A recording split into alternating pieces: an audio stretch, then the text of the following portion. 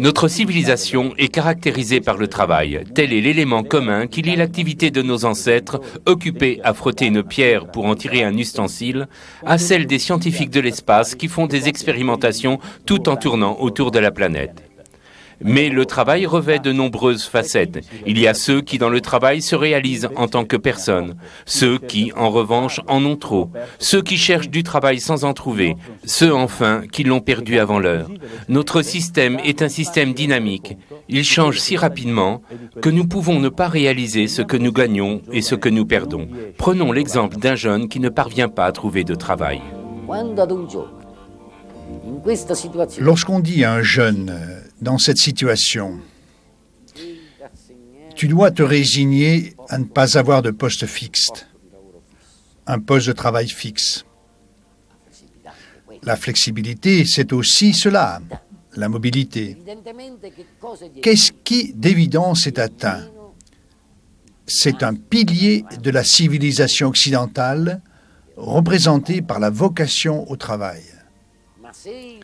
Mais si le respect de la vocation est aussi le respect de la personne, ce que l'on enregistre aujourd'hui n'est pas le manque de travail, c'est la négation de la personne. La personne, voilà le terme clé. On ne peut parler de vocation au travail, c'est-à-dire d'une activité qui donne un sens à la vie qu'en référence à la personne. Personne et non pas individu. Quelle est la différence? L'individu est le sujet auquel la théorie économique contemporaine fait référence communément. Un sujet rationnel capable de défendre ses propres intérêts et de négocier les conditions de son travail. La personne, en revanche, est l'être humain concret dont la valeur est indépendante des capacités, et ceci même s'il n'est pas en mesure de défendre ses intérêts. Mais dans le travail aujourd'hui, y a-t-il de la place pour la personne? Prenons l'exemple d'une personne handicapée qui, selon la conception individualiste, ne réunirait pas toutes les conditions pour être vraiment considérée comme un travailleur. Une personne handicapée n'est certainement pas en mesure de défendre ses propres intérêts, par elle-même ou par l'intermédiaire d'une tutelle. Mais nous savons qu'aujourd'hui, les personnes handicapées peuvent être insérées dans la sphère du travail et produire des résultats. À ce sujet, par association d'idées, j'aime rappeler qu'est né récemment en Italie, dans le triangle Padoue, Vicence, Trévise, un district industriel complètement nouveau. C'est le district de high-tech, de la haute technologie pour des personnes handicapées. Il est né à l'initiative de quelques chefs d'entreprise et associations qui ont compris que les nouvelles technologies permettent aujourd'hui aux personnes handicapées de s'insérer dans le processus de travail et d'apporter leur contribution sans que cela ne porte atteinte à la personne ni ne manque aux règles d'efficacité qu'une économie de marché doit néanmoins garantir. Tout cela a pu se faire parce que ces personnes, ces entreprises, ces associations sont parties d'une conception personnaliste et non pas individualiste. Dans cette conception de l'économie, il y a donc une place pour la personne, même si ses capacités sont limitées. Mais poursuivons notre réflexion, prenons en considération une autre caractéristique de la personne dont la théorie économique ne tient pas toujours suffisamment compte. La conception dominante de l'économie affirme qu'une personne, un sujet, retire une satisfaction uniquement des choses qu'il consomme, directement ou indirectement. Tout le monde est d'accord sur ce point. Toutefois, je soutiens, et je ne suis pas le seul, que cela n'est pas suffisant. Car ce qui génère du bien-être et de la joie de vivre chez les personnes, ce ne sont pas seulement les choses, mais également les relations qu'elles nouent avec d'autres. Une lacune fondamentale de la science économique du siècle dernier seulement car il n'en était pas ainsi par le passé, a été de détacher du discours économique la vie de relation, la relation avec l'autre, et de penser que les personnes profitent, sont conscientes de leur bien-être et l'améliorent au seul contact des objets. C'est une erreur grave, mais il est intéressant de savoir que l'on est en train d'en sortir. Da questa sorta di fiume carsico.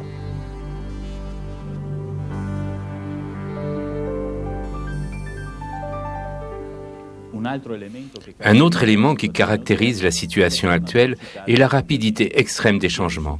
Quelqu'un qui a vécu déjà adulte la fin des années 30 a eu le temps de grandir dans une civilisation paysanne encore sous bien des aspects.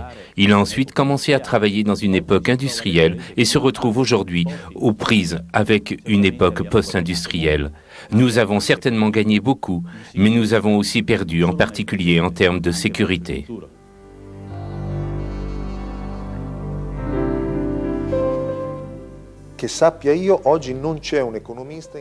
Aucun économiste que je sache n'est en mesure de faire de prévisions sûres à moyen terme en ce qui concerne l'avenir de nos enfants de 15-20 ans. Nous ne savons pas si le travail de nos enfants, quel qu'il soit, leur permettra, en plus du fait de subvenir à leurs besoins, de faire vivre toute cette masse de personnes âgées, c'est-à-dire nous.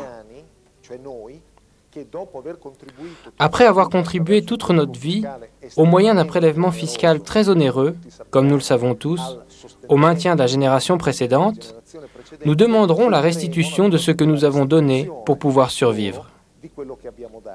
Ce que nous ne savons pas, c'est s'ils seront en mesure d'assurer ce transfert.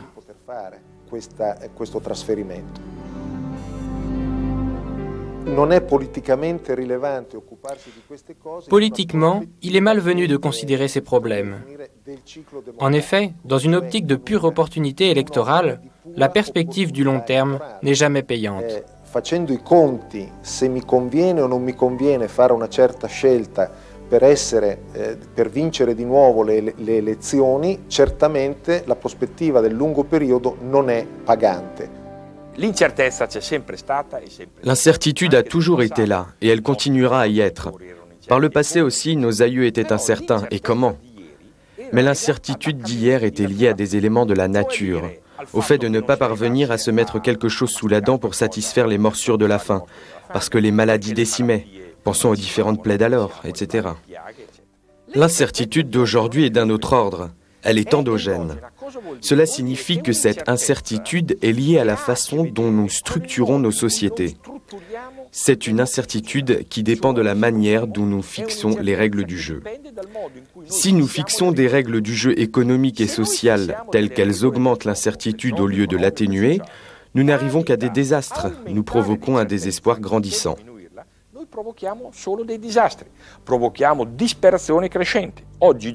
Aujourd'hui, les jeunes n'en peuvent plus. Et les jeunes qui se suicident, qui sont en dépression ou désespérés, ne le sont pas parce qu'ils n'ont rien à manger, ni qu'ils n'ont pas de quoi se divertir. Ils ont même trop de ces choses. Mais parce qu'ils ne supportent plus le poids de cette incertitude. Cette incertitude signifie « je vis aujourd'hui et je ne sais pas ce qui m'arrivera demain ». Non pas parce qu'un événement naturel m'interdira telle ou telle chose, cela a toujours existé, mais parce que je ne peux pas savoir si le jeu économique, en cette époque de mondialisation, me permettra, à moi, chef d'entreprise, d'effectuer mon activité avec un minimum de tranquillité d'esprit. Le même raisonnement est valable pour les nouveaux diplômés. Nous comprenons que la vie est fondamentale et que l'objectif de l'économie est d'augmenter le bien-être, ce qui veut dire bien-être, et pas seulement la dimension de l'avoir. Nous devons faire en sorte que ces incertitudes de type systémique, c'est-à-dire liées au système, soient, si ce n'est éliminées, du moins réduites au maximum. Nous devons donc agir sur les règles du jeu.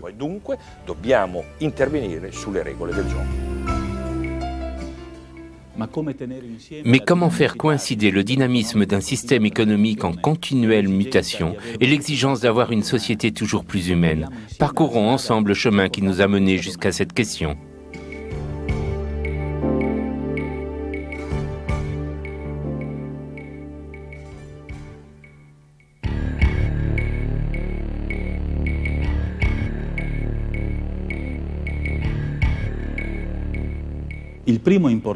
Nous trouvons le premier discours important sur le travail aux origines de notre civilisation dans le livre de la Genèse qui raconte la création. L'univers est un immense chantier sur lequel Dieu travaille.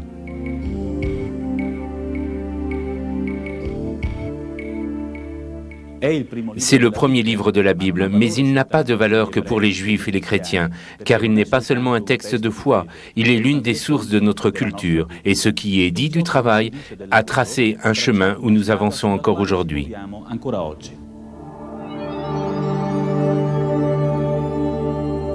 L'homme qui sort des mains du Créateur n'est pas un esclave.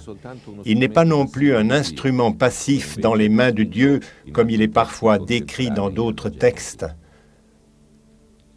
Le devoir de l'homme est de dominer, d'être au-dessus de tout ce qui existe et qui est mis à sa disposition. La Genèse nous le montre aussi par un exemple. Dieu fait passer devant l'homme tous les animaux pour qu'il leur donne un nom. Donner le nom est une action forte. Cela veut dire établir l'identité, expliquer la signification et le but. C'est un peu comme si le Créateur soumettait toute son œuvre à l'homme et lui demandait « Dis-moi, toi, la signification de ce que j'ai fait et dont tu es le souverain. » L'homme est créé pour régner avec Dieu.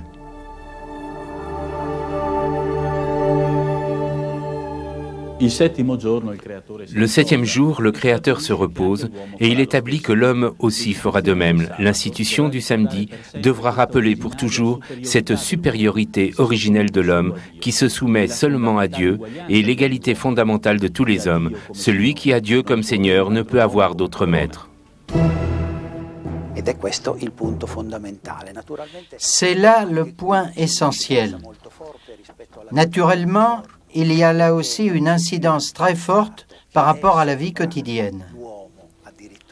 On sort de la conception antique grecque et romaine, dans laquelle le destin pèse si lourdement sur les forces humaines qu'il les écrase.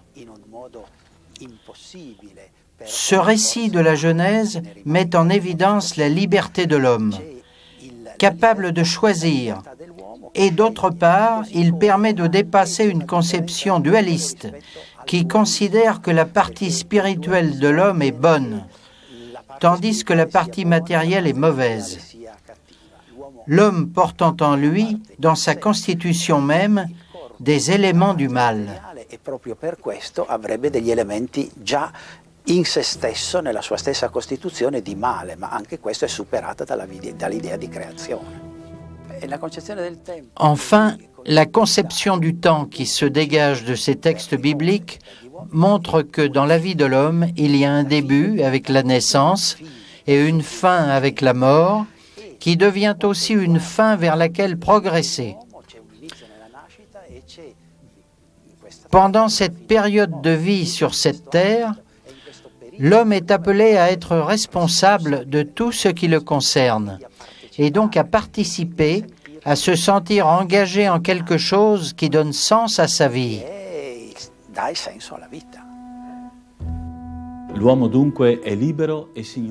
L'homme est donc libre et maître de la terre, mais là n'est pas l'unique conquête du judaïsme en faveur de l'humanité. Le récit de la chute d'Adam et Ève ajoute en effet de nouvelles connaissances. L'homme est créé à l'image et à la ressemblance de Dieu. Cela se voit de sa constitution même, car il est homme et femme. C'est donc une réalité unitaire mais distincte en elle-même. L'homme est relation, une relation amoureuse et harmonieuse. Les deux, en effet, étaient nus. La Genèse le souligne, mais ils n'en éprouvaient pas de honte. La nudité physique est le symbole de la transparence intérieure, de la confiance réciproque, de l'intimité. Dominer la terre signifie alors transmettre au créé ce rapport d'amour que l'homme et la femme ont reçu de Dieu. Telle est la signification du travail, humaniser la terre, et en cela l'homme ressemble à Dieu dans le fait de transmettre à la terre le rapport d'amour qu'il a reçu de lui. Ben presto, lo scenario cambia. Mais très vite, le scénario change. En désobéissant à Dieu, l'homme et la femme rompent le rapport avec lui.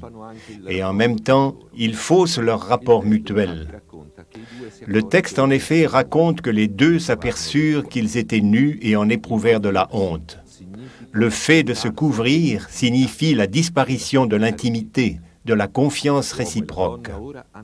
L'homme et la femme, à présent, ont quelque chose à se cacher l'un à l'autre. Ils se protègent car ils se craignent.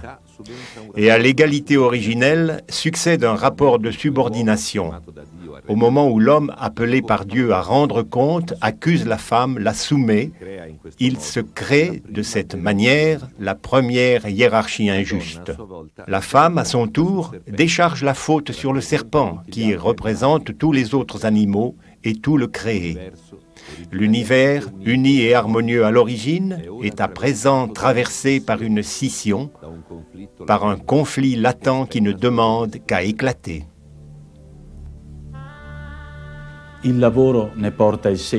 Le travail aussi en porte la marque. Il deviendra fatigue, et fatigue en grande partie inutile, car après avoir passé toute sa vie à essayer d'humaniser la terre, l'homme va devenir terre. La domination du créé contient aussi l'aspect de la domination de l'homme sur l'homme. Les descendants d'Adam et Ève se multiplieront, ils deviendront intelligents et puissants, mais au fur et à mesure qu'augmente leur puissance sur le créé, leur puissance sur l'homme va augmenter aussi. La Mecque dira « J'ai tué un homme pour une égratignure » et un enfant pour un simple coup. Ce double visage du travail, domination sur le créé et domination sur l'homme, deviendra l'un des critères fondamentaux pour l'évaluation éthique des systèmes économiques. Écoutons la manière dont l'encyclique Laborem Exercens le décrit. Le travail humain est une clé, et probablement la clé essentielle de toute la question sociale, si nous cherchons à la voir vraiment du point de vue du bien de l'homme. C'est une dimension fondamentale de l'existence humaine sur laquelle la vie de l'homme se construit chaque jour, à laquelle elle puise sa dignité spécifique propre, mais en laquelle est contenue également la mesure constante de la fatigue humaine, de la souffrance, et aussi du dommage et de l'injustice qui pénètrent profondément la vie sociale à l'intérieur des nations et sur le plan international.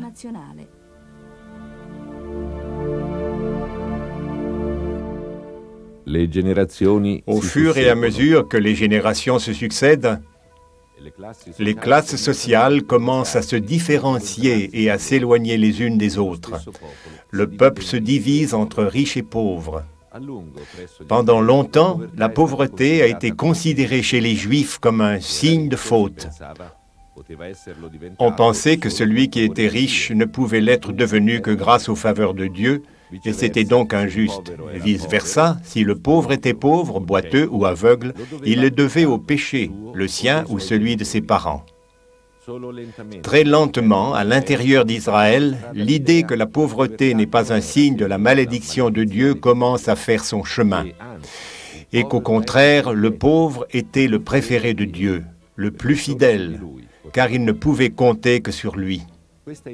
Cette idée s'impose surtout à partir du moment où tout Israël devient pauvre, connaissant la défaite et la déportation.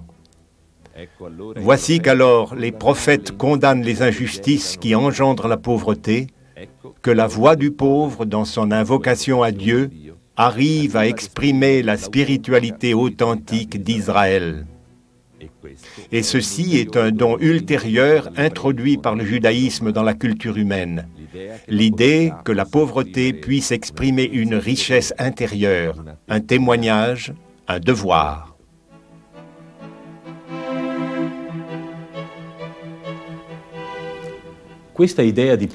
Cette idée de pauvreté qui représente un sommet de l'Ancien Testament est aussi celle avec laquelle s'ouvre le Nouveau Testament. Un ange se présente à une jeune fille juive de Nazareth, Marie, qui s'adresse à lui en lui disant « Je suis la servante du Seigneur. Je suis la servante, la pauvre. » Avec cette réponse, Marie s'inscrit dans la tradition de la pauvreté spirituelle qui s'était développée tout au long de l'histoire d'Israël. Et elle démontre qu'elle est prête à représenter tous ceux qui ont été pauvres, qui ont subi la domination et l'injustice de la part des autres hommes. La conscience profonde que Marie a de représenter la pauvreté dans l'histoire est impressionnante. Elle déclare en effet « Le Tout-Puissant a fait pour moi de grandes choses. Il a renversé les puissants de leur trône. Il a comblé de biens les affamés. Il a renvoyé les riches les mains vides. Il a élevé les humbles. »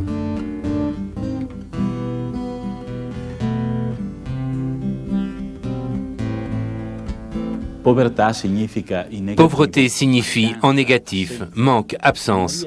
En Marie, la pauvreté devient absence d'injustice, d'exploitation de l'homme par l'homme et, en cela, plénitude de l'amour de Dieu, comme il en a été dès le début.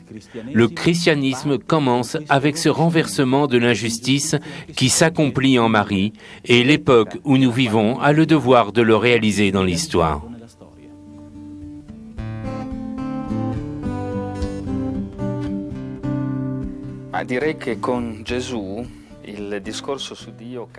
Avec Jésus, le discours sur Dieu change de manière révolutionnaire, et sur deux fronts.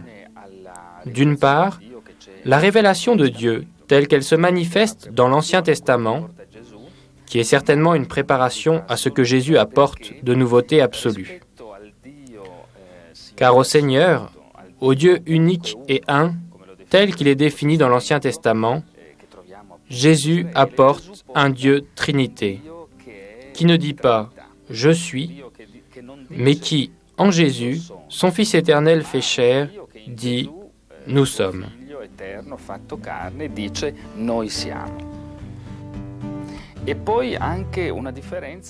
D'autre part, la tradition précédant la pensée occidentale, en particulier la pensée grecque, chez Platon par exemple, où nous voyons un Dieu un, mais extrêmement haut et loin de l'histoire des hommes.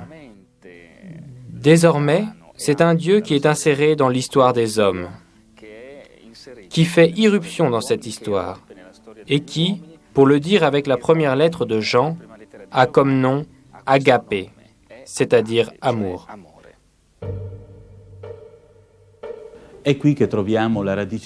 C'est là que nous trouvons la racine du concept de personne, et là que se révèle la nouvelle signification de « à l'image et ressemblance de l'homme avec Dieu ». Dans la socialité, dans le fait de vivre de la part des hommes de manière semblable à la vie des personnes divines. Avec le christianisme, l'homme ne doit plus fuir sa propre réalité pour chercher la signification de l'existence. Il la trouve dans le rapport avec l'autre. Le discours sur Dieu et celui sur l'homme deviennent un unique discours. En connaissant l'un, on connaît l'autre. Demandons-nous alors qui est Dieu? Qui est Dieu? L'amore. Qui est Dieu? L'amour. L'amour. Tout nous fait comprendre qu'il est l'amour. Il suffit de voir la nature, la façon dont toutes les choses semblent orientées à s'aimer l'une l'autre. Les hommes eux-mêmes seraient une absurdité s'il n'y avait pas Dieu, car nous sommes appelés, nous sommes portés à être frères. Mais s'il n'y a pas quelqu'un qui nous lie, un amour supérieur qui nous relie, nous n'avons pas beaucoup de sens sur cette terre. Nous nous demandons ce que nous faisons là, quelle est notre raison d'être, où nous allons, d'où nous venons. Seul un Dieu amour explique tout cela et nous conduit par une route droite pour parvenir à l'accomplissement de l'amour. Tout dans le monde nous fait comprendre que Dieu est amour, car tout est en marche vers l'unité. À présent, avec la venue du christianisme, naturellement, le Seigneur a mis au-dedans de tous les hommes ce fait de tendre à l'unité. Mais il y a aussi dans l'homme tout le créé, il est un microcosme, il y a tout le créé et aussi tout concourt à l'unité. Et au paradis, à la fin des temps, nous arriverons à cette grande conclusion.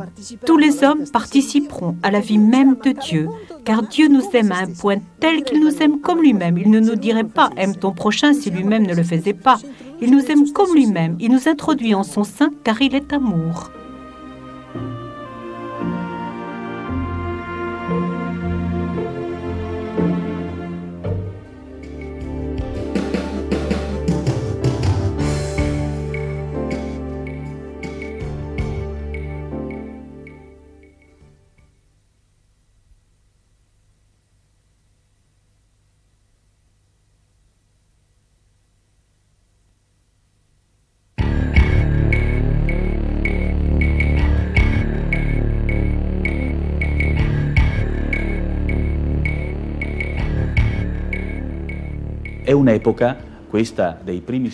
L'époque des premiers siècles de l'Église est une période où l'on réfléchit profondément à la formation de la propriété privée.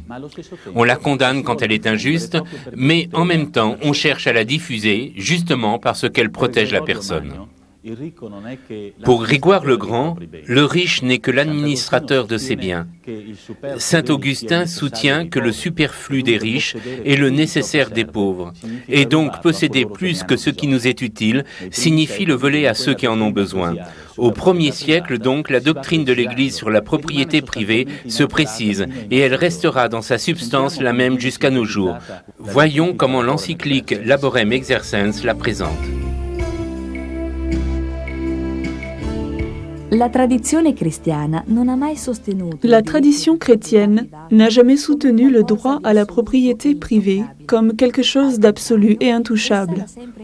Au contraire, elle l'a toujours considéré comme subordonné au droit commun, à la destination universelle des biens. En outre, selon l'enseignement de l'Église, la propriété n'a jamais été considérée comme un motif de contraste social dans le travail. Les moyens de production ne peuvent pas être possédés contre le travail. Ils ne peuvent pas non plus être possédés pour posséder, car l'unique légitimité à les posséder, dans la forme de la propriété privée comme dans la propriété publique ou collective, et qu'ils servent au travail.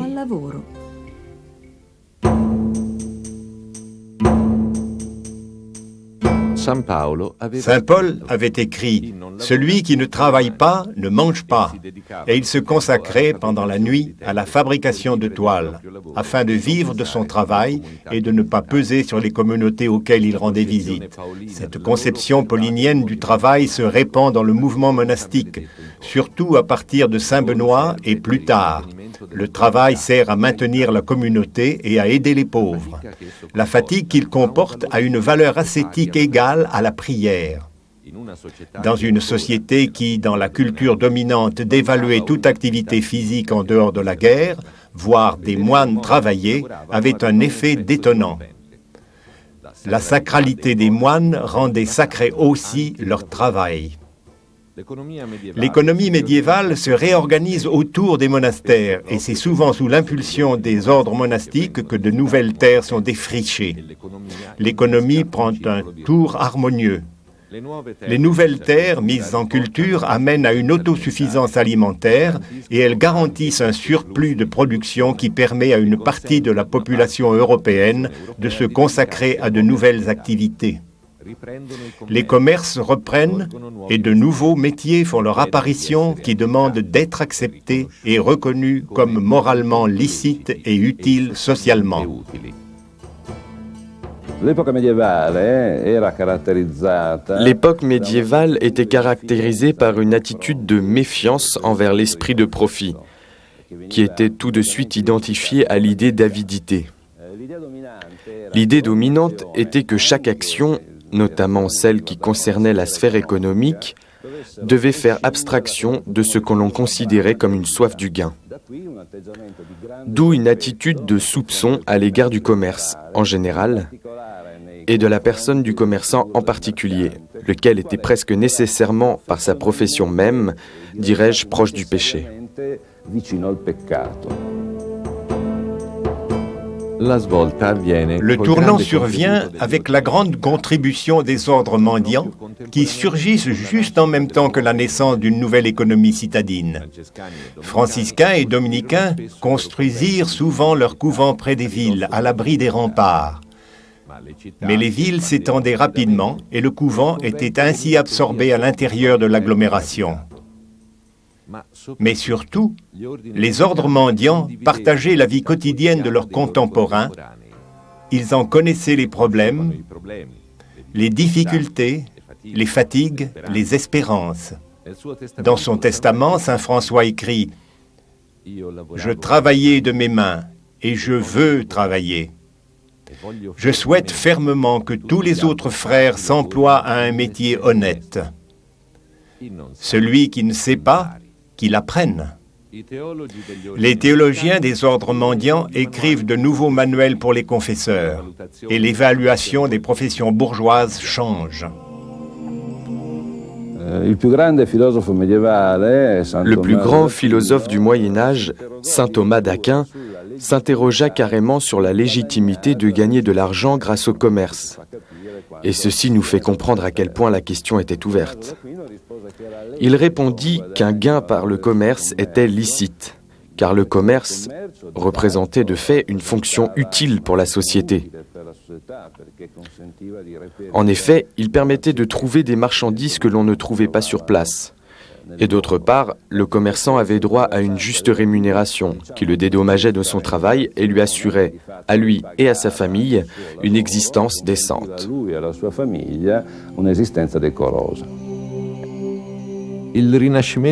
La Renaissance prend sa source dans les cours italiennes et remonte le continent, au fur et à mesure que le centre de gravité économique se déplace avec les grandes découvertes géographiques, depuis la Méditerranée jusqu'à l'Atlantique.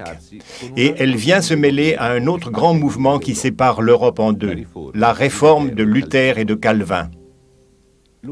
Luther combat l'idée que les hommes puissent acheter le salut en accumulant des œuvres bonnes à caractère religieux.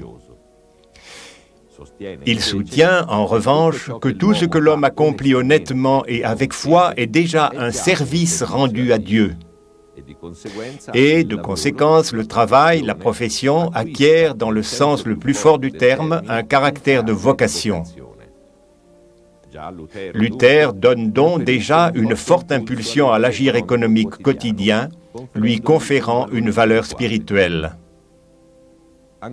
Et encore plus, Calvin, le réformateur de Genève, imprime à la pensée sociale réformée un dynamisme considérable. Le travail n'est pas pour lui un moyen pour atteindre un pouvoir individuel et égoïste. Par son travail, l'homme, transformé intérieurement par la grâce, collabore avec Dieu pour conduire la création à sa fin ultime. C'est un fort stimulant pour toute activité individuelle. Mais dans l'idée de Calvin, cela n'autorise pas à entreprendre n'importe quoi. L'homme est responsable devant Dieu et son activité est profondément communautaire. Selon lui, les talents de chacun doivent servir à la communication réciproque entre les hommes.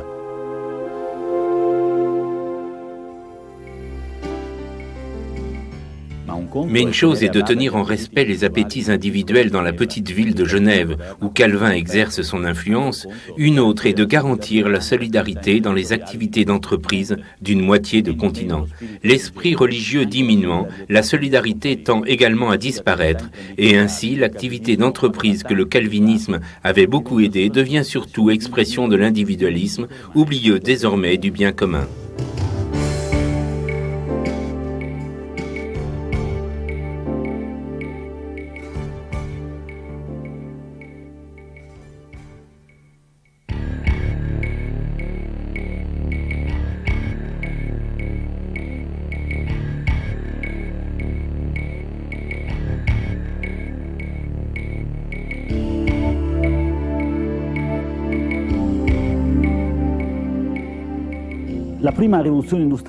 La première révolution industrielle fut un moment dramatique pour l'humanité. Nous ne devons pas penser à la révolution industrielle comme à une marche triomphale.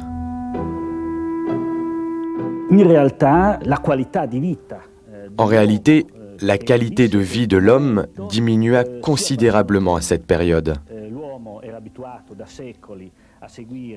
L'homme était habitué depuis des siècles à suivre les rythmes de la nature, et ces rythmes ont été complètement bouleversés.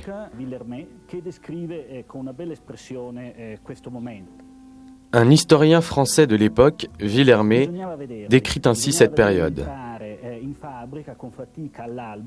Il fallait les voir arriver le matin à l'usine, hommes, femmes, enfants de 6 ans parfois, qui entraient fatigués à l'aube pour ressortir le soir tard, au coucher du soleil. Retourner chez eux après avoir travaillé 12, 14, 16 heures par jour.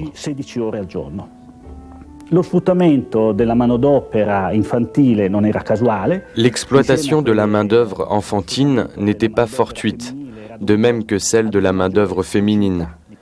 Elle était due à une plus grande docilité. Et parce que dans les usines, en particulier les usines de coton, les enfants étaient utilisés pour entrer dans les rouages des machines pour renouer les fils de coton. Les machines étaient immergées dans une usine humide car il fallait sauvegarder la pureté du tissu. In una fabbrica in genere umida proprio perché c'era il problema di salvaguardare l'integrità del tessuto.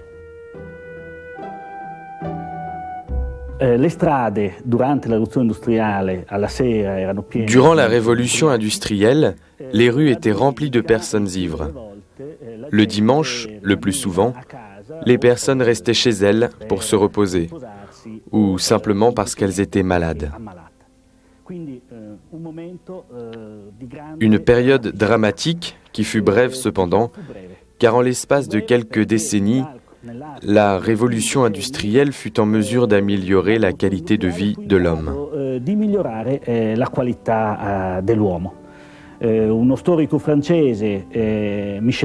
Un grand historien français, Michelet, décrit par une image ce passage. À la fin des années 1700, les personnes avaient un habit et l'utilisaient jusqu'à qu'il soit usé, jusqu'à la corde. En 1848, un homme, en une seule journée de travail, pouvait acheter une robe à fleurs à sa femme.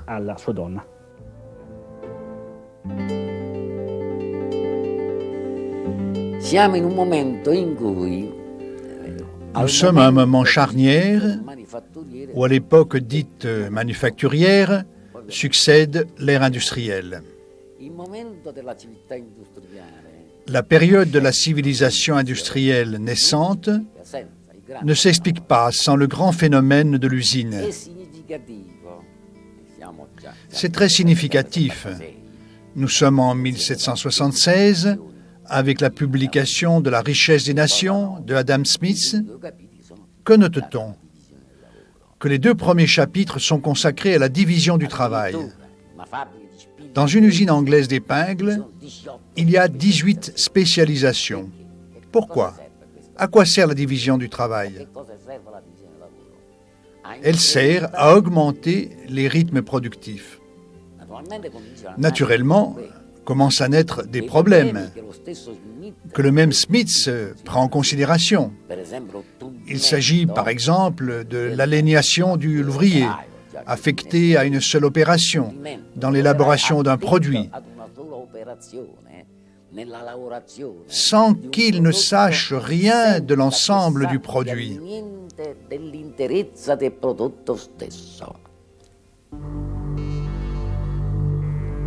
Nasce così un nuovo tipo umano, l'operaio. Ainsi naît un nouveau type d'homme, l'ouvrier, qui n'est plus l'homme complet, l'homme centre de l'univers comme on le voyait à la Renaissance, c'est au contraire l'homme morcelé, l'homme aliéné.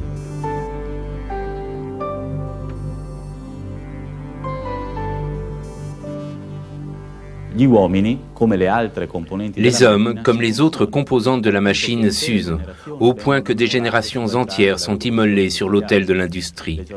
Les journées de travail étaient d'une longueur inhumaine et il ne faut pas s'étonner si cela se terminait le soir par un petit bras ou une petite jambe broyée par les engrenages, car à 10 ans, après 14 heures de travail, on a le droit de tomber de sommeil. L'Italie est rejointe par l'industrialisation, seulement un siècle après dans certaines zones, mais les effets sont les mêmes, l'usine déforme. Sur 3000 inscrits au recrutement dans la province de Biella en 1896, 300 seulement sont reconnus aptes. Au début des années 1900, 2 enfants milanais sur 10 mouraient dans leurs premières années de vie. Mais parmi les fils des ouvriers, ils étaient 7 sur 10 à mourir. À Bergame, en 1880 et 1882, sur 80 enfants morts nés chaque année, 65 étaient des enfants d'ouvriers. Ces chiffres sont impressionnants en eux-mêmes, mais ils deviennent encore plus impressionnants si l'on pense que ce sont toujours les mêmes chiffres partout où l'industrialisation se produit de manière sauvage. En 1770 en Angleterre, en 1900 en Italie, en 2000 en Amazonie ou en Chine.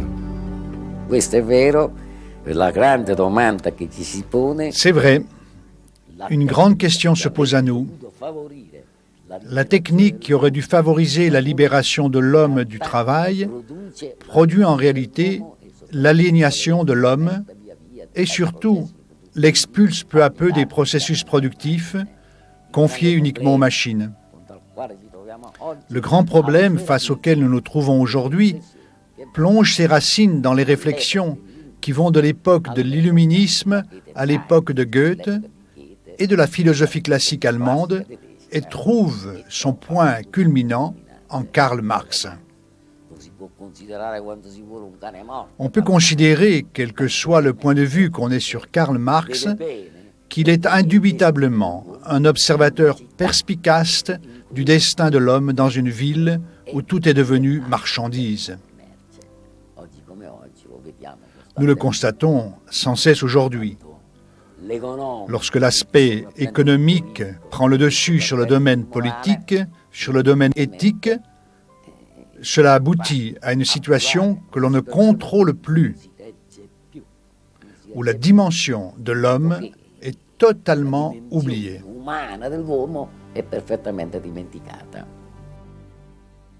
La réaction ouvrière est immédiate, même si elle est au début totalement inefficace. Les premiers processus de rébellion face à l'industrialisation sont liés au phénomène que l'on a qualifié de ludiste, de Ned Ludd, qui déclare avoir détruit un métier à tisser en 1779. Par la suite, ses disciples, qui donnèrent naissance au ludisme, opérèrent de continuelles actions de sabotage, de destruction de machines. Il s'agissait alors d'une forme primitive, élémentaire, d'action, venant de groupes qui se sentaient menacés par l'introduction de nouvelles technologies responsables du chômage en masse. I ludisti finirono sulla forca. Les ludistes finirent sur la potence, certainement les ouvriers français du textile qui par la suite usèrent leurs galoches de bois, leurs sabots, d'où vient le mot sabotage, pour fracasser les engrenages des machines, ne le savaient-ils pas. Ces formes de lutte ne mènent nulle part. Très vite, les ouvriers comprennent qu'ils doivent s'organiser. Ils parviennent à extraire de leur maigre salaire les cotisations pour financer les sociétés d'assistance et autres organisations qui ne leur rapportent rien tout de suite, mais qui vont leur donner identité sociale et politique. Les ouvriers comprennent donc qu'ils doivent lutter pour conquérir le droit de s'organiser.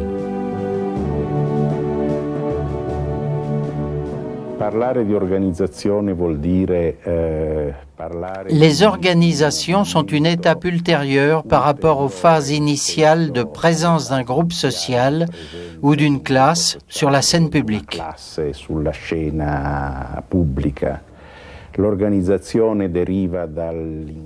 L'organisation est le fruit de la rencontre entre l'action dirigeante de groupes minoritaires et la mobilisation des masses. Donc, le concept de mouvement ouvrier organisé est à relier au moment où des groupes politiques et mobilisateurs de type syndical font sentir leur présence, qui est accueillie par les ouvriers dans leurs différents lieux de travail. Le mouvement ouvrier naît donc comme une nouvelle forme d'humanisme de l'ère industrielle. Quittons un moment l'Angleterre pour nous rendre en Italie. 1909, nous sommes à Ranica, dans la région de Bergame. 800 ouvriers croisent les bras pour défendre le poste de travail de l'un d'entre eux. L'évêque de Bergame, Monseigneur Radini Tedeschi, descend sur le terrain. Le jeune secrétaire de l'évêque, Don Angelo, explique le motif de ce choix, disant qu'il s'agissait de défendre la dignité humaine du travailleur et de son organisation face à la puissante organisation du capital. Qui sait si 50 ans plus tard, Don Angelo Roncalli, se sera souvenu de cet épisode lorsqu'il écrivit et signa du nom de Jean XXIII l'encyclique Mater et Magistra. La justice doit être respectée, et pas seulement dans la répartition des richesses, mais également en ce qui concerne les structures des entreprises où se déroule l'activité de production. En effet, les hommes ont l'exigence de pouvoir engager leurs responsabilités et de perfectionner leur être dans l'exercice de leur travail. Cela fait partie de leur nature. Si la structure, le fonctionnement, l'environnement d'un système économique sont tels qu'ils compromettent la dignité de ceux qui exercent leurs activités, qu'ils émoussent systématiquement en eux le sens des responsabilités ou qu'ils empêchent que s'exprime leur initiative personnelle, ce système économique est injuste, même si, par hypothèse, la richesse qu'il produit atteint des niveaux élevés et qu'elle est distribuée selon des critères justes et équitables. Ici entre en jeu la dignité du travailleur, sa possibilité de se réaliser en tant que personne sur son lieu de travail et pas seulement l'exigence de recevoir un peu d'argent en plus. Pour cela, l'encyclique Laborem Exercens considère le mouvement ouvrier avant tout comme un mouvement éthique et sa réaction contre le système économique est justifiée du point de vue de la morale sociale. Les syndicats modernes se sont développés sur la base de la lutte des ouvriers, du monde du travail et avant tout des travailleurs de l'industrie pour la protection de leurs droits face aux chefs d'entreprise et aux propriétaires des moyens de production. La défense des intérêts existentiels des travailleurs dans tous les secteurs où leurs droits sont remis en cause est leur premier objectif. L'expérience historique enseigne que les organisations de ce type sont un élément indispensable à la vie sociale, en particulier dans les sociétés industrielles modernes. L'union des hommes, née des nécessités du travail, pour s'assurer les droits qui sont les leurs, demeure un facteur constructif de l'ordre social et de la solidarité dont il n'est pas possible de faire abstraction. Le mouvement ouvrier se développe et se renforce car il peut compter sur le dévouement total de nombreux hommes et femmes. On peut parler véritablement de vocation sociale, même lorsque ce n'est pas l'inspiration religieuse qui les provoque. Prenons le cas de Jean Guéhenno. Il naît en France à Fougères en 1880. Toute la famille vit dans une pièce unique où, entre autres, la maman travaille de 5 heures du matin à 11 heures du soir comme couturière. Le papa, cordonnier, est souvent licencié à cause de ses activités syndicales, mais il retrouve toujours du travail car il est très habile. Le petit Jean entre à l'usine à 14 ans comme comptable et il vit là sa première expérience de lutte.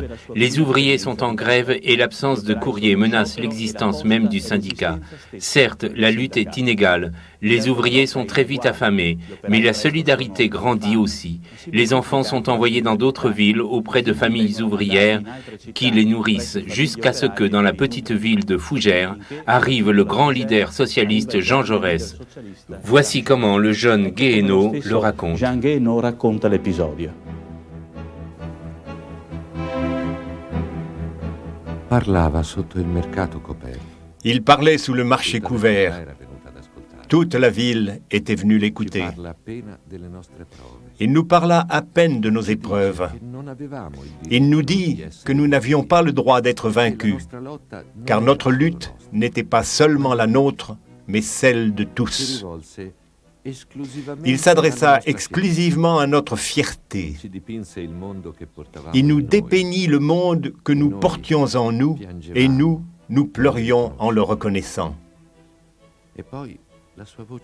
Et puis, sa voix devint plus grave. Il évoqua toutes les souffrances que subissaient les hommes à ce moment-là. Les terres ensanglantées, la guerre qui, comme un nuage, montait à l'horizon et s'abattait sur nous. Un univers furieux que seulement le bon sens et notre volonté pouvaient exorciser.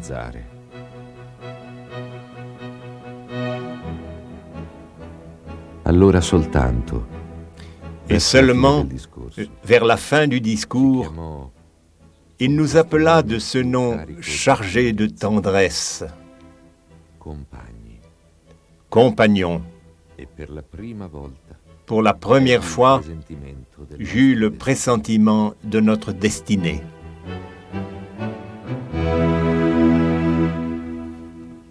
Sono fenomeni come questo Des phénomènes comme celui-ci permettent de comprendre le fait que l'encyclique Laborem Exercens approuve dans son ensemble le mouvement ouvrier sans se préoccuper que se développent en son sein des courants de pensée et des méthodes de lutte que la doctrine sociale de l'Église condamnait dès les années 1800. Fait important, le mouvement ouvrier a comme caractéristique et comme signification historique la solidarité qu'il a su construire entre les travailleurs. C'est cette solidarité qui a permis au mouvement ouvrier d'obtenir des résultats.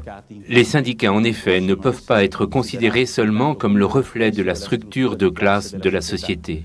Ils ne peuvent pas non plus pratiquer la lutte, se laissant dominer par sa logique presque comme s'il existait une nécessité historique à laquelle obéir. Oui, ils sont un élément de la lutte pour la justice sociale, pour les justes droits des ouvriers, selon leurs professions respectives. Toutefois, cette lutte doit être considérée comme une mise en œuvre normale pour le bien équitable. Dans ce cas-là, pour le bien qui correspond aux nécessités et aux mérites des ouvriers, associés selon les professions. Mais ce n'est pas une lutte contre les autres. Si dans les questions controversées, cette lutte revêt un caractère d'opposition aux autres, cela se produit pour la défense de la justice sociale et non pour la lutte ou pour l'élimination de l'adversaire. Le travail a comme première caractéristique d'unir les hommes, et en cela réside sa force sociale, la force de construire une communauté. Ces jugements contiennent une importante philosophie de l'histoire. Le bien est rejoint seulement par le bien. Le mal peut être inévitable dans la mesure où, dans certaines situations, on ne peut empêcher les autres de le commettre, mais il n'est jamais nécessaire pour atteindre un but réellement humain. Cette conception de l'histoire, cette conception de la lutte n'est pas simplement une théorie, c'est une méthode appliquée en de nombreuses occasions. Ainsi, la lutte qui, dans les pays de l'Est, a abouti à l'écroulement des régimes socialistes.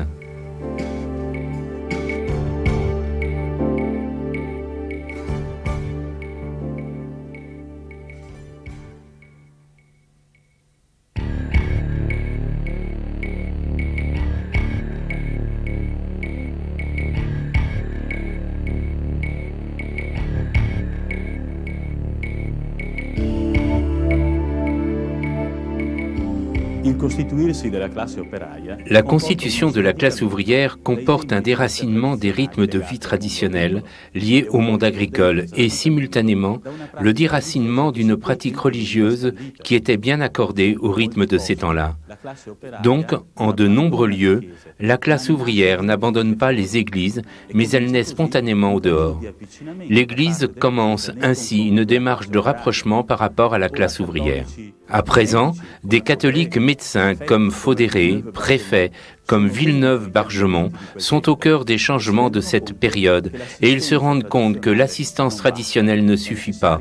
Il est nécessaire de donner une protection légale aux plus faibles, d'intervenir par des réformes politiques qui contrôlent le libéralisme sauvage. On commence surtout à distinguer la pauvreté traditionnelle générique des caractéristiques de la nouvelle classe qui est en train d'apparaître sur la scène. Il vescovo di Annecy, En 1845, l'évêque d'Annecy, Monseigneur Rendu, envoie un rapport au roi de Sardaigne où il décrit la classe ouvrière comme séparée des autres et désavantagée par les lois de l'État. Formellement égal aux autres comme citoyen, le travailleur n'est pas protégé en tant qu'ouvrier. Dans les années 1860, Monseigneur von Ketteler, évêque de Magonza, soutient que la justice doit accompagner la charité. Il s'emploie pour cela à la constitution d'associations ouvrières et il appuie leurs revendications concernant la diminution de la journée de travail, l'augmentation du salaire, le respect du repos hebdomadaire, l'interdiction du travail en usine pour les femmes et les enfants. Les expériences sociales des catholiques les amènent à un rapide changement de mentalité et à la découverte qu'il existe une véritable question sociale. En conséquence, même le magistère ecclésial évolue rapidement. En 1878, Léon XIII ne reconnaît pas encore le droit aux ouvriers de s'organiser. Il craint même les soulèvements de celle qu'il appelle la plèbe trouble et invite les travailleurs chrétiens à se résigner, à mener une vie calme et tranquille. Pourtant, 13 ans plus tard, le même pape proclame dans Rerum Novarum le droit des travailleurs de s'organiser de manière autonome. Il pose les bases théologiques et philosophiques de toute la doctrine sociale catholique. À cause de l'occupation de l'État pontifical et ensuite de la prise de Rome, le pape déclara non conseiller la participation des catholiques à la vie politique, autant comme élus que comme électeurs de la vie politique. Les catholiques pouvaient participer à la vie administrative, c'est-à-dire à la vie de la commune, de la province ou à toute autre activité qui ne soit pas rigoureusement politico-parlementaire. Ils ont profité du système libéral et donc de la liberté de presse, d'association, d'inventivité économique s'exprimant dans les caisses rurales, les initiatives éditoriales et surtout les journaux et mouvements d'opinion. Ils ont profité de ces espaces de liberté garantis par le statut et entre autres condamnés par le Syllabus, document publié par Pie IX en 1864. Ils profitaient donc d'une condition institutionnelle que du point de vue idéologique ils condamnaient, une situation pas dénuée d'ambiguïté.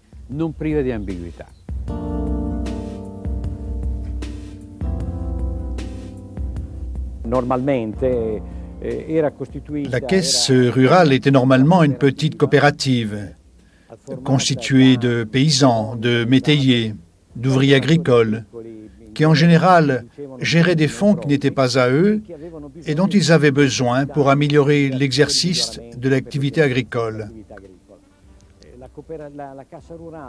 La caisse rurale, dans sa forme coopérative, garantissait ce crédit d'exercice, ces formes de financement d'activités qu'en revanche la banque normalement ne permettait pas.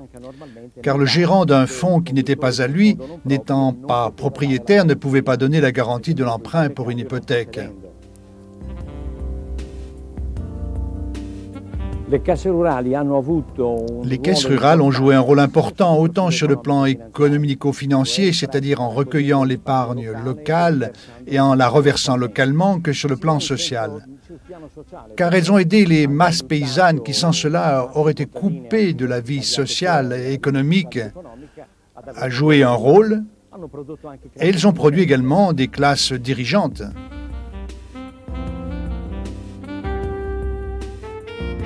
Les caisses rurales ne financent pas seulement des particuliers, mais aussi des coopératives, des cantines sociales et des laiteries. Elles diffusent des connaissances agronomiques en collaboration avec les chaires itinérantes d'agriculture. Elles font saisir la nécessité d'apporter des innovations technologiques, évitant qu'elles soient l'apanage des seuls grands propriétaires fonciers.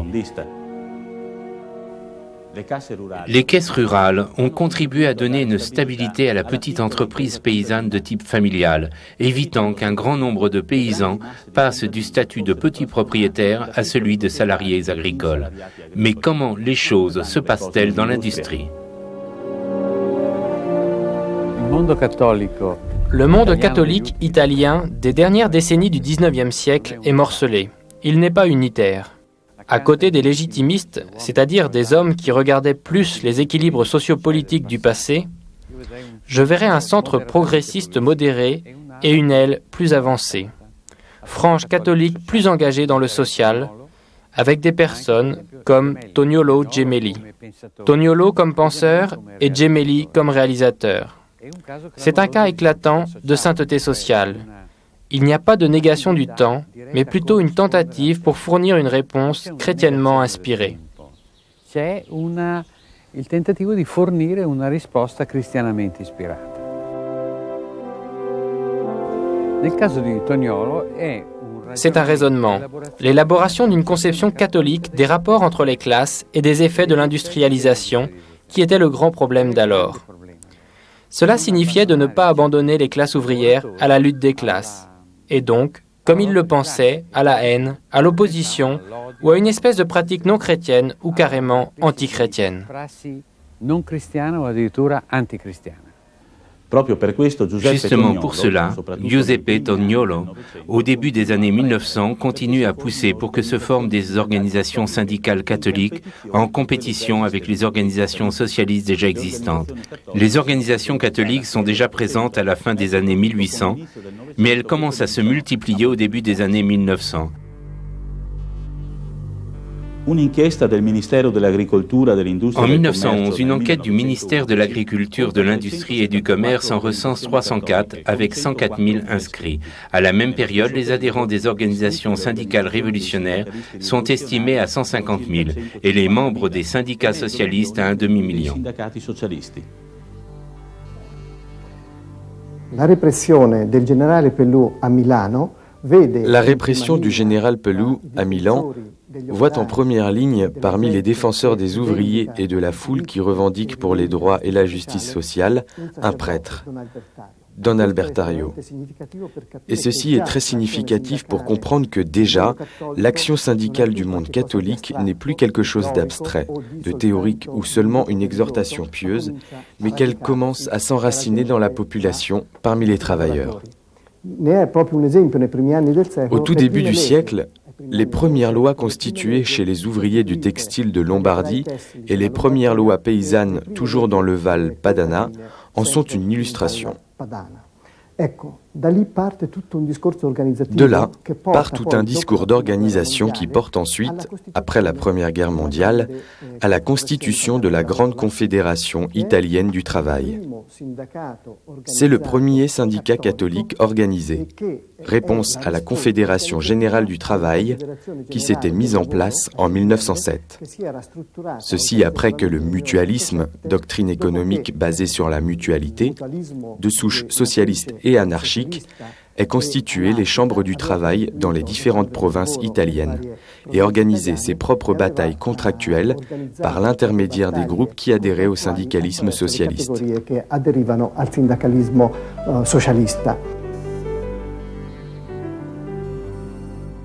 Les deux syndicalismes s'opposent. Quelles sont les différences entre eux? Y avait-il besoin d'un syndicalisme blanc alors qu'il existait déjà un syndicalisme rouge? Le syndicalisme catholique, à l'époque de Giolitti et dans les premières années d'après-guerre, se présenta comme un phénomène très complexe et fragmenté. Ceci parce que la société italienne était complexe et fragmentée. Une société formée de noyaux pas très forts du prolétariat industriel où était représenté le travail à domicile, le travail dans la petite ou très petite entreprise, le travail des femmes et des enfants. C'est face à ces catégories surtout que s'est exercée l'action de défense des organisations syndicales catholiques qui autrement n'auraient pas agi dans une vision rigide fondée sur la lutte des classes, intéressée seulement par les noyaux du prolétariat au sens étroit.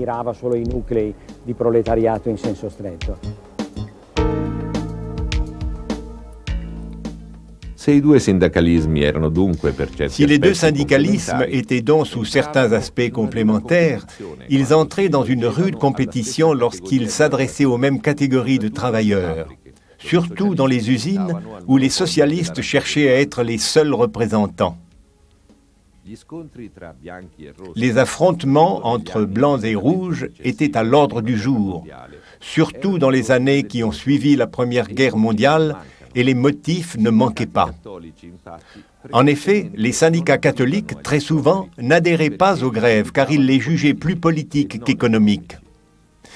Ils n'inséraient pas la lutte à l'usine dans le cadre d'un renversement du système politique. L'action du syndicat catholique était souvent freinée par la crainte que l'habitude des luttes à l'usine débouche sur une conception conflictuelle du syndicalisme, poussée à l'extrême. Au-delà des équivoques et des erreurs occasionnelles, en réalité étaient déjà en présence deux conceptions différentes du syndicat qui exprimaient deux visions différentes de la question sociale.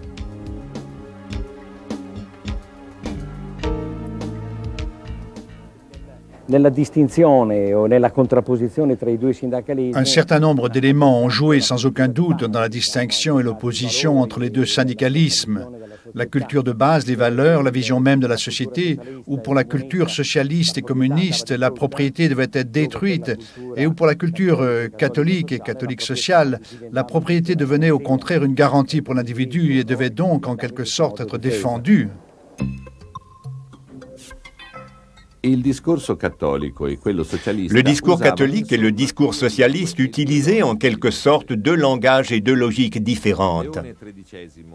Léon XIII, lorsqu'il évoque le capital dans l'encyclique Rerum Novarum, entend par là un ensemble de moyens de production et de matières premières ordonnés intelligemment en vue de la production et en fonction du bien-être général. Marx, en revanche, lorsqu'il dit capital, pense à un rapport conflictuel entre les hommes, à une organisation inhumaine du travail.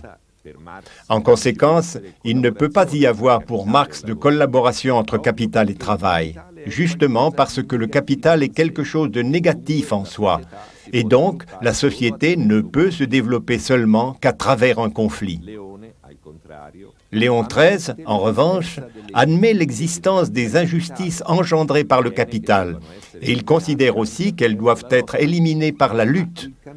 Mais le changement des rapports injustes entre les hommes ne passe pas, selon lui, par l'élimination de la propriété privée.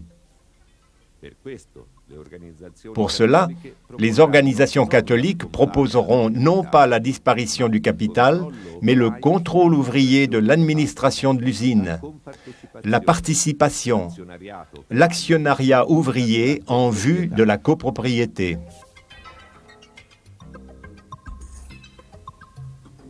La démarche de rapprochement entre l'Église et la classe ouvrière se conclut après la Deuxième Guerre. Pie XII, parlant des associations chrétiennes des travailleurs italiens, explique que si les travailleurs veulent élever leur niveau de vie, ils ne doivent pas compter sur l'aide des autres, mais sur leurs efforts exclusivement, sur l'assistance mutuelle, sur la solidarité réciproque.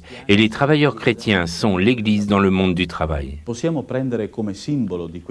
Nous pouvons prendre comme symbole de cette réunification ce qu'il advint dans un contexte tragique au camp de concentration de Dachau.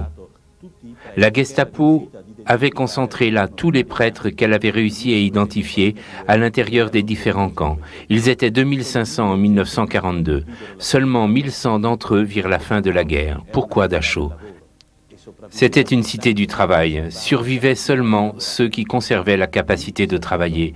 Les prêtres sont restés là, enchaînés pendant des mois et des années, avec ces ouvriers justement, qu'ils n'avaient jamais rencontrés dans leurs églises. Et cela a été un enseignement pour beaucoup d'entre eux. Voici ce qu'en a retiré un jésuite, le père de Koninck. Abbiamo benedetto Dio. Nous avons béni Dieu de nous avoir fait expérimenter à Dachau la vie du prolétariat. L'existence dure que nous y avons menée dans des conditions inhumaines nous a fait vivre, nous aussi, tous les problèmes spirituels que de semblables circonstances posent à des millions d'hommes. Travailler sans un salaire proportionné à la fatigue. Travailler au-delà de ses forces et en deçà de ses capacités. Travailler sans le moindre intérêt pour le travail, pour des patrons haïs, sous une surveillance brutale. Cela rend particulièrement facile, si vous voulez, une vie chrétienne héroïque, mais particulièrement difficile, une vie chrétienne normale. Quel gain ce serait pour le prêtre s'il pouvait se rendre compte de façon concrète, par une expérience personnelle, des conditions de vie de ceux qu'il évangélise. Que de choses il dirait de façon différente.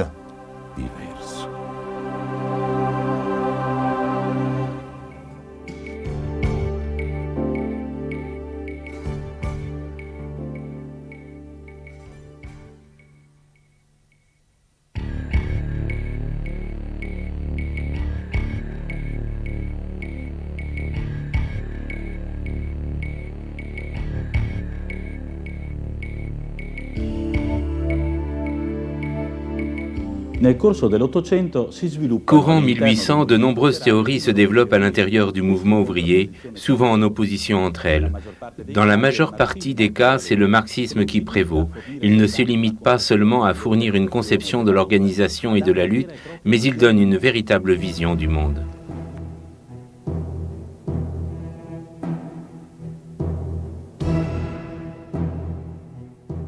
Il marxismo Le marxisme signifia essentiellement deux choses. Le fait que le mouvement ouvrier, qui se lia ensuite fortement au socialisme marxiste, entendait passer d'une phase d'organisation de la résistance à une phase qui voulait donner une solution spécifique à la question sociale. Ceci par une lutte décisive contre le système institutionnel et économique lié à la bourgeoisie et au capitalisme. Legato alla borghesia e al capitalismo.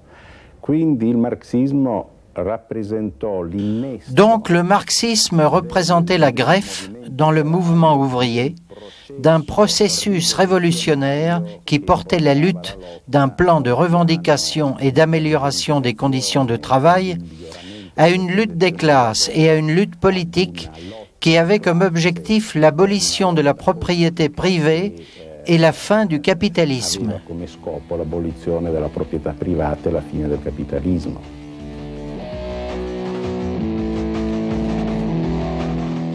Et la fin du capitalisme est en effet rejointe par quelques pays qui arrivent après la Seconde Guerre mondiale à constituer un véritable bloc antagoniste face au bloc capitaliste. Les conditions dans lesquelles ce processus s'est produit sont cependant très différentes de celles prévues initialement par Marx.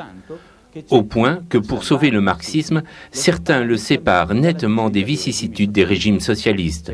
On peut se demander jusqu'à quel point cette idée peut être soutenue.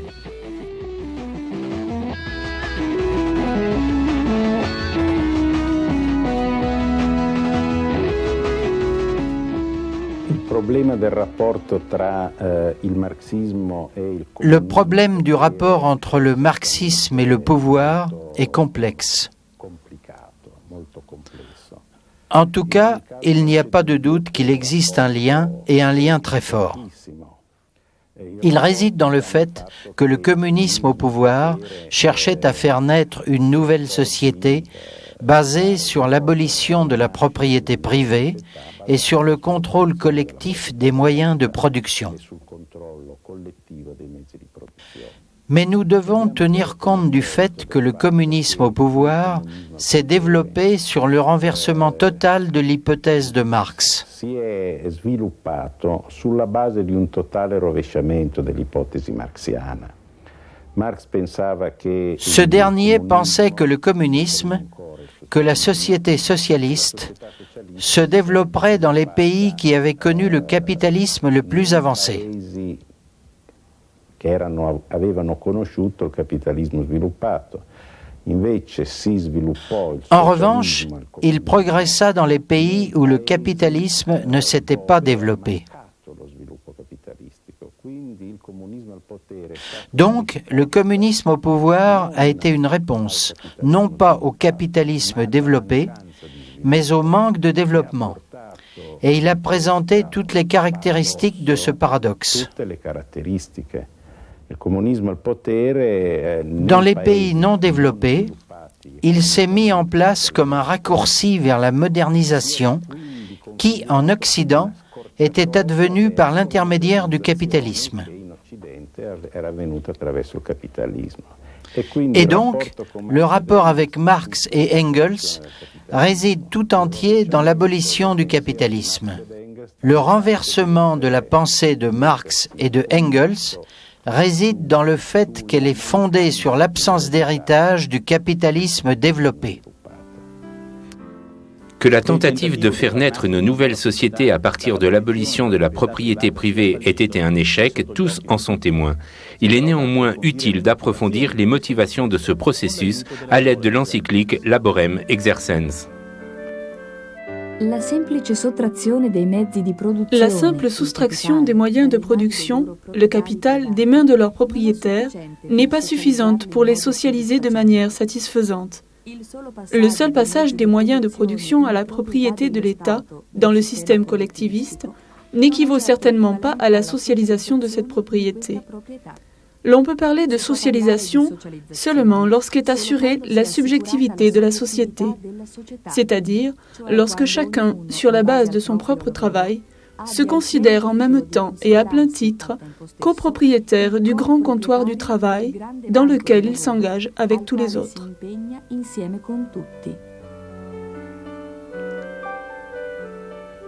La via indicata dall'enciclica.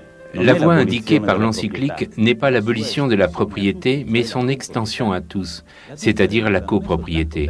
La différence n'est pas simplement technique, mais éthique. L'abolition de la propriété ne tient pas compte, en effet, des exigences des individus qui trouvent dans la propriété une protection et une garantie. L'erreur des régimes socialistes n'est pas purement technique, mais anthropologique. Elle consiste en une méconnaissance de la personne humaine.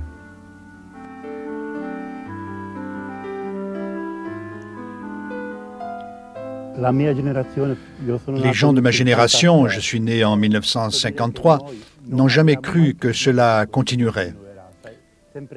Nous pensions toujours que cela allait s'écrouler un jour.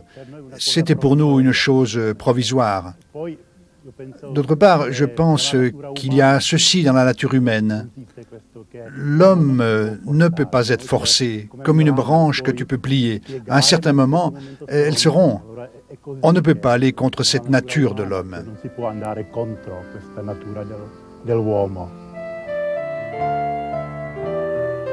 Le 17 novembre 1989, les étudiants de Prague descendent dans la rue. La manifestation est autorisée car les étudiants, officiellement, veulent commémorer les victimes des occupants nazis. En réalité, sous ce prétexte, les étudiants protestent contre le régime communiste, considéré comme un occupant, exactement comme les nazis. La police le sait, et au premier slogan suspect, elle charge. Difficile de s'enlever de devant les yeux les scènes de brutalité. Les coups s'acharnent sur un corps désormais immobile. Une jeune fille, frappée par 4 policiers, est entraînée par les cheveux. Les étudiants se dispersent dans les ruelles. Beaucoup d'entre eux, courant dans la rue Narodny, trouvent les portes du Théâtre national ouvertes et s'y réfugient, tombant dans les bras des acteurs qui sont en train de répéter. Ce fut une erreur fatale du régime de pousser dans les bras l'une de l'autre 2 générations qui, de son point de vue, n'auraient jamais dû se rencontrer.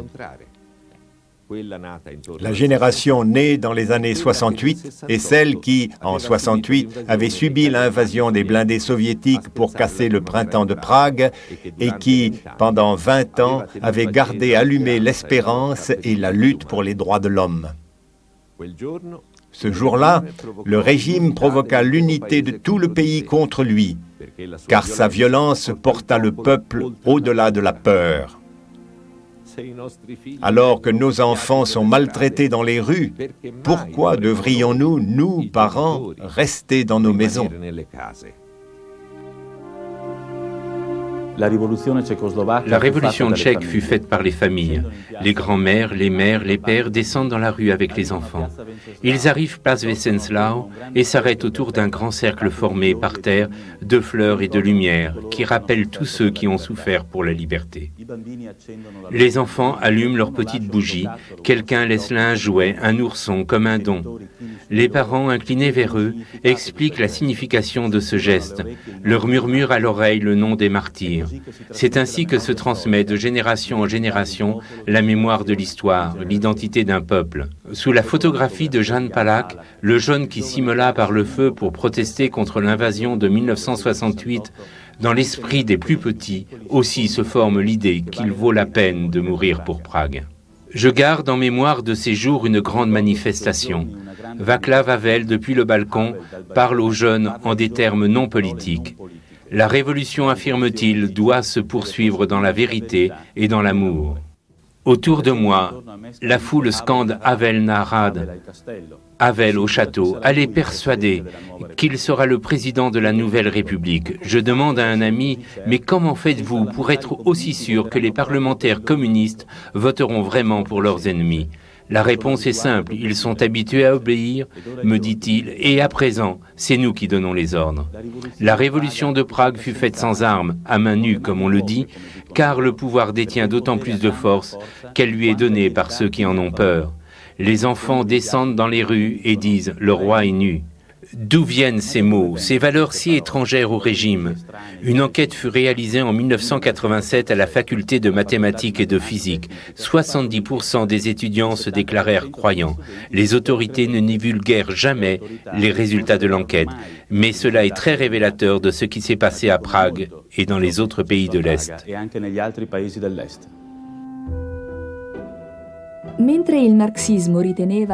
Alors que le marxisme considérait qu'il n'était possible d'arriver à une solution qu'en portant à l'extrême les contradictions sociales par un affrontement violent, les luttes qui ont conduit à l'écroulement du marxisme s'engagent avec ténacité dans toutes les voies de la négociation, du dialogue et du témoignage de la vérité, en faisant appel à la conscience de l'adversaire et en cherchant à réveiller en lui le sens de la dignité humaine commune.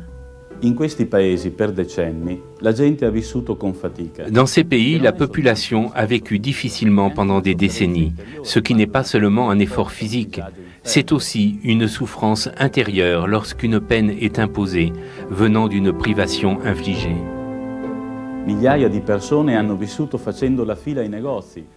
Des milliers de personnes ont vécu en faisant la queue devant les magasins et en se serrant la ceinture, mais sans résignation, en comprenant au contraire, jour après jour, que le fait de ne pas trouver la viande ou le savon n'était pas une fatalité. C'était comme recevoir une gifle. C'était un autre aspect de la même violence qui empêchait d'exprimer ses idées et sa foi. Si sarebbero potuti rassegnare tutti. Molti l'hanno fatto. Ils auraient pu se résigner tous, beaucoup l'ont fait, mais de nombreux autres ont résisté, restant debout dans la tourmente, comme les bouleaux dans la forêt russe qui plient sans se rompre. Ce sont ces personnes qui ont renversé les régimes en Tchécoslovaquie, en Pologne, en Union soviétique et dans d'autres pays. Tout de suite, ils se sont affairés laborieusement parmi les ruines, ramassant des pierres pour construire des édifices plus dignes. C'est la foi de ces personnes qui a maintenu vivante la dimension humaine que ces idéologies tendent au contraire à effacer. Cherchons à comprendre comment il a pu se faire que le marxisme, qui est à l'origine de ces régimes basés sur la peur, ait pu fasciner si longtemps en Occident des générations de jeunes. Pour comprendre la puissance, la fascination du marxisme, nous devons garder à l'esprit que le marxisme est la continuation du projet jacobin qui, durant la Révolution française, chercha à porter jusqu'aux conséquences extrêmes l'idée d'égalité en sacrifiant la liberté. Ceci est l'un des motifs caractéristiques du conflit qui s'est ouvert à l'intérieur même de la gauche. Il y a toujours eu des gauches qui ont voulu sauver la liberté, mais en la conjuguant avec la démocratie. Il suffit de penser au libéral-socialisme, à la démocratie sociale, à l'anarchisme. Inversement, il y a eu des gauches qui ont considéré comme essentielle et fondamentale la valeur égalité et qui étaient prêtes à sacrifier temporairement la valeur liberté pour réaliser et maximiser cette valeur d'égalité. Le marxisme, de toutes ces doctrines révolutionnaires et non libérales, fut la plus forte parmi les doctrines contre le libéralisme, celle qui a fasciné le plus les esprits, car elle s'est présentée comme le socialisme scientifique. Étant donné le prestige que la science avait acquis au cours des années 1800, il est clair qu'un programme qui se présentait comme socialisme scientifique et qui affirmait même connaître l'avenir nécessaire à l'humanité ne pouvait qu'influencer puissamment les âmes généreuses et les pousser à monter sur les barricades de la Révolution.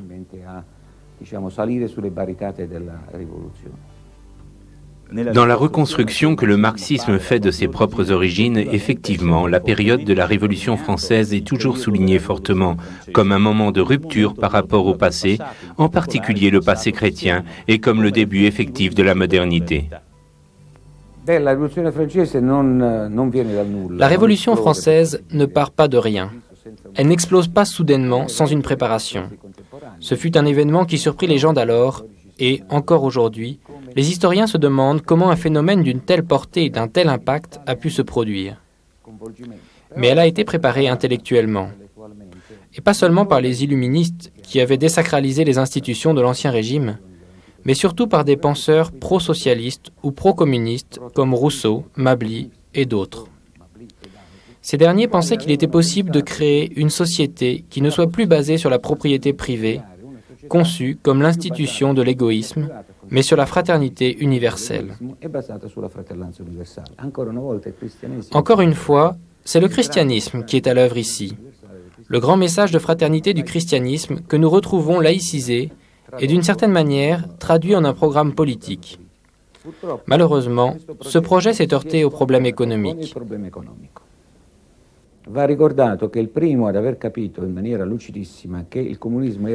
Proudhon a été le premier à avoir compris de manière très lucide que le communisme était irréalisable pour des raisons économiques.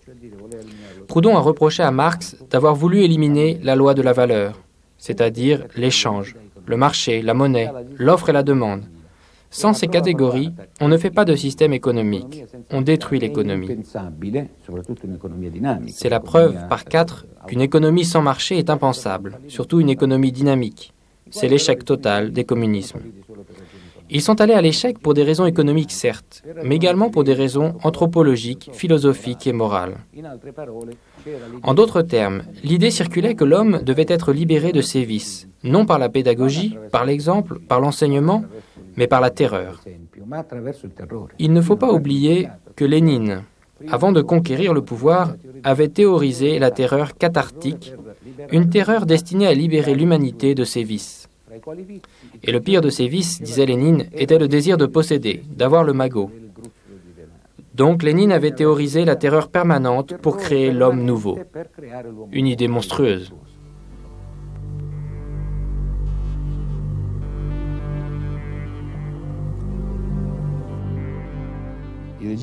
Les régimes socialistes ont échoué à cause d'une maladie endémique. Car, comme le dit Hayek, économiste autrichien néolibéral, ils abusaient de la raison. Je vous donne un exemple. La planification centralisée, c'est-à-dire l'abolition de la propriété privée, a été le mal endémique de ces régimes. Hayek déclare « Celui qui possède tous les moyens établit tous les objectifs ». Les régimes socialistes, par l'élimination de la propriété privée et par la propriété centralisée, avaient annihilé l'homme et cela a entraîné leur chute. Il est inutile, dit encore Hayek, d'écrire dans une constitution que la liberté de presse existe si toutes les imprimeries et toutes les papeteries appartiennent à l'État. De la même manière, il est inutile d'écrire dans une constitution que la liberté de culte et d'association règne si ensuite tous les édifices, y compris les églises, appartiennent à l'État. Cette prétention de vouloir centraliser l'économie et éliminer la propriété privée a été la mort de ces régimes. À l'opposé, dans les sociétés occidentales où règne le marché, on a eu, d'une part, le plus grand bien-être pour le plus grand nombre de personnes et d'autre part, la plus grande liberté. Car le marché et les libertés politiques vivent et meurent ensemble. Sans marché, il ne peut y avoir de liberté politique. Et sans règne qui limite les monopoles, il ne peut y avoir de marché. C'est le point fondamental, avoir trop prétendu. Comme le dit Hayek, cette présomption a été fatale.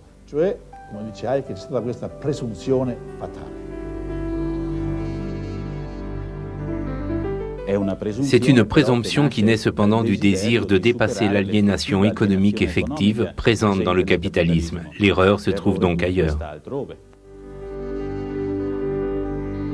Le marxisme a critiqué les sociétés bourgeoises capitalistes, leur reprochant le mercantilisme et l'aliénation de l'existence humaine. Ce reproche est certainement basé sur une conception erronée et inadaptée de l'aliénation, qui l'a fait dériver seulement de la sphère des rapports de production et de propriété. Elle lui assigne un fondement matérialiste et qui plus est, en niant la légitimité et le caractère positif des relations de marché, même dans le milieu qui leur est propre. On finit ainsi par affirmer que l'aliénation pourrait être éliminée seulement dans une société de type collectiviste. À présent, l'expérience historique des pays socialistes a tristement démontré que le collectivisme ne supprime pas l'aliénation, mais l'accroît plutôt, y ajoutant le manque du minimum vital et l'inefficacité économique. L'expérience historique de l'Occident, pour sa part, démontre que si l'analyse et le fondement marxiste de l'aliénation sont fausses, l'aliénation, avec la perte du sens de l'existence, est un fait réel, y compris dans les sociétés occidentales.